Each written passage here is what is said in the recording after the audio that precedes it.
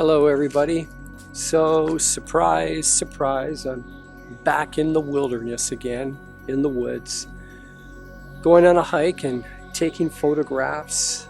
And today I've decided to go more into a dense area of the woods and take pictures of more of the messiness of nature, the randomness of like falling branches and logs and how they are scattered across the ground and how they interact with each other. There's a whole ecology taking place on this level, and I find it fascinating. I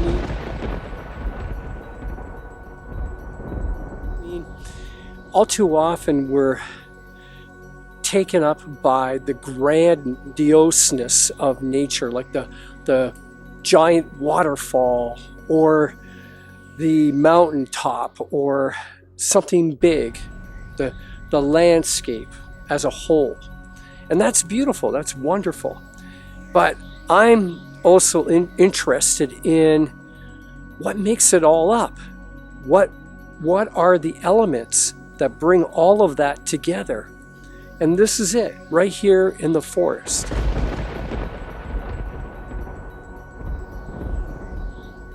And although I see a very complex ecosystem that supports the forest as a whole, through my artist eye, I also see the mysteries of the universe.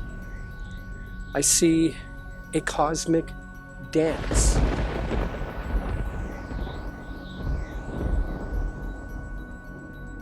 I see in this messiness of the forest, in this randomness, what appears to be chaos, what many would just walk by and ignore as insignificant, I see divine being manifested. Being manifested not in its absolute state, but in a state of constant becoming, in a state of eternal longing. To me, that is the heart of divine being, or otherwise known as God or Yahweh, or there's many other names that have been attributed to this cosmic reality of the unknown.